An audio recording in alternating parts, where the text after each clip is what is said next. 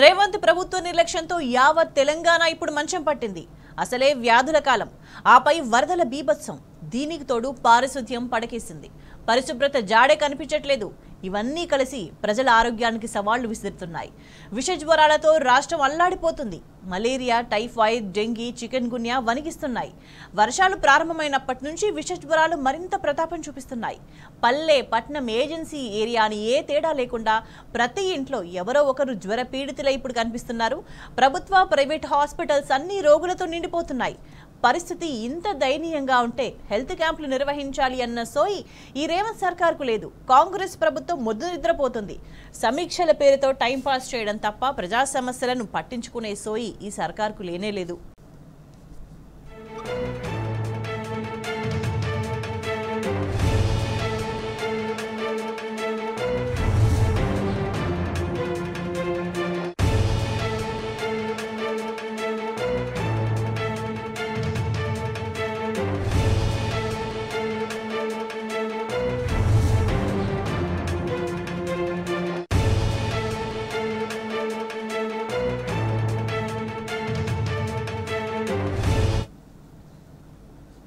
ఒకవైపు విష జ్వరాలు వణికిస్తుంటే ఈ ప్రభుత్వం మాత్రం ప్రజల ప్రాణాలతో చెలగాటమాడుతుంది. వైద్యం నుంచి రోగులకిచ్చే మందుల దాకా అన్నింటిలో కూడా నిర్లక్ష్యమే రాజ్యమేలుతుంది. నిరుపేద రోగులకు అండగా నిలిచే బస్తీ దవాఖానాల్లో మందుల పంపిణీ ఎప్పుడో ఆగిపోయింది. బస్తీ దవాఖానాల్లో ఇచ్చే 58 రకాల టాబ్లెట్లు లేనేలేవు.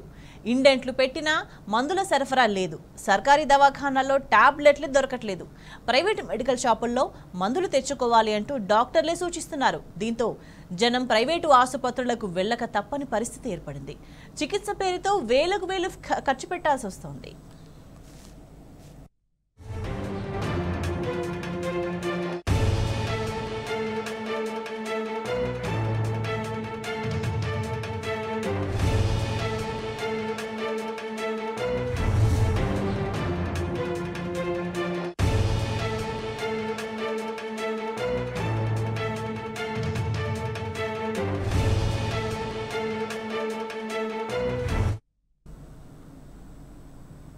మలేరియా, టైఫాయిడ్, డెంగీ, చికెన్ గున్యాతో జనం ఆసుపత్రులకు పరుగులు తీస్తున్నారు.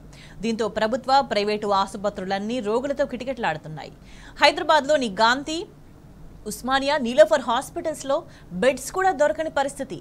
ఉత్తర తెలంగాణకు పెద్ద దిక్కైన వరంగల్ ఎంజీఎంలో కూడా అంతా నిర్లక్ష్యమే కనిపిస్తుంది. ఎంజీఎంలో డాక్టర్ల కొరతతో పాటు మందులు లేవు. చీటీపై రాసిన మందులు దొరకట్లేదు. జిల్లా ఆసుపత్రుల్లో పట్టించుకునే నాదుడే లేడు. ఎంజీఎం సహా ములుగు, మహబూబాబాద్, జనగామ, జయశంకర్ భూపాలపల్లి జిల్లా ఆసుపత్రుల్లో కూడా మందుల కొరత తీవ్రంగా ఉంది.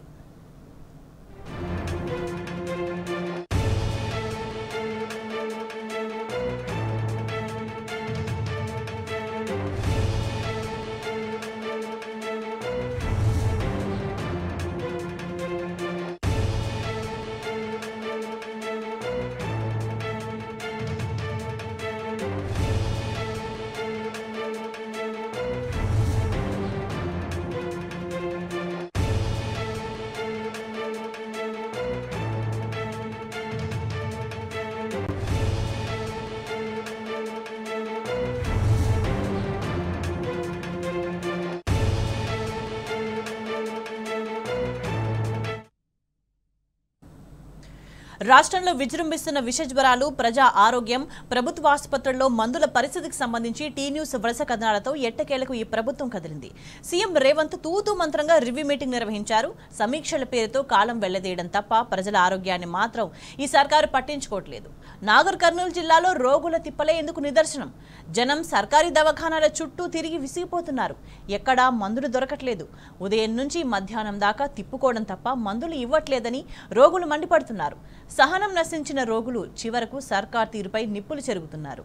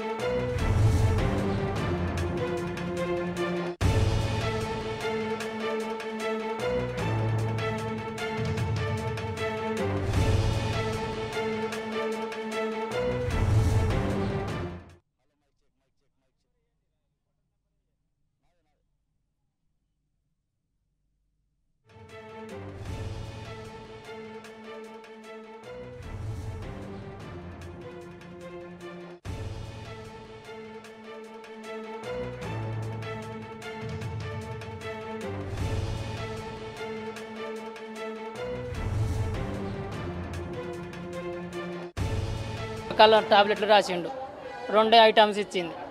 మిగతా 2 కొనుక్కో బయట అని బయటకు చుట్టూ పడేసింది సార్. నేను ఎక్కడికి పోవాలి సార్? ఇప్పుడు నాకు డబ్బులు లేకనే నేను ఇక్కడికి వచ్చిన. డబ్బులు ఉంటే నేను ప్రైవేట్ హాస్పిటల్లో చూపించుకుంటూ నా ఆరోగ్యం మంచిగా చేయించుకుంటూ ఇప్పటికి 15 రోజులే సార్ హాస్పిటల్ చుట్టూ తిరుగుతున్నా. మందులు రాసిండు డాక్టరు, ఏమి ఇస్తలేదు, మందులు లేవు, నువ్వు బయట కొనుక్కోపో అని ఇక చుట్టూ బయట పడేసింది సార్. చించిపారేస్తానంటాను ఇతరులకి మందులు రాసింది ఈ మేడం అని. ఎందుకు చెప్తానంటాను, నీకు అర్థమవుతలేదా? ఇలా రాయలేదంటాను. చించిపారేస్తా అని ఇప్పుడు 3 సార్లు అది తిప్పించింది. మందులు ఈ మేడం ఇలా రాసినాయి అన్న. నేను అంతే లేవు పో, నీ చించిపారేస్తా, నీకు అర్థమవుతలేదా అని అంటుంది. లేమాట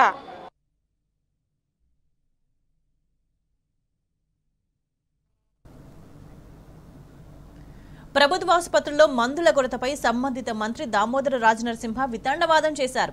సర్కారీ ఆసుపత్రులకు వచ్చేది తన జనమేనంటూ సంబంధం లేని సమాధానం చెప్పారు.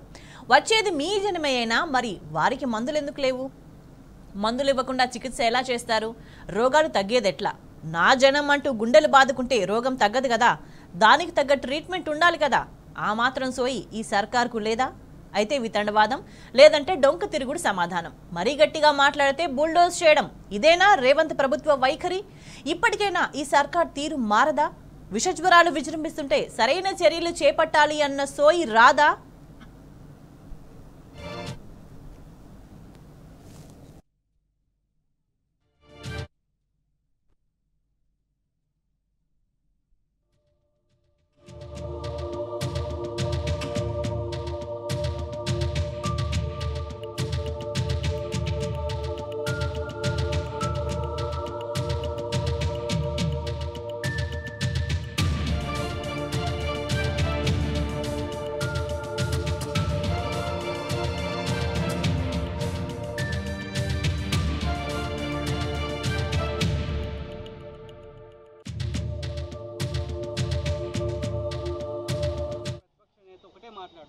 మందులు బయట రాస్తారు, మందుల కొరత ఉంది, ఆగం చేసేసారు మొత్తం.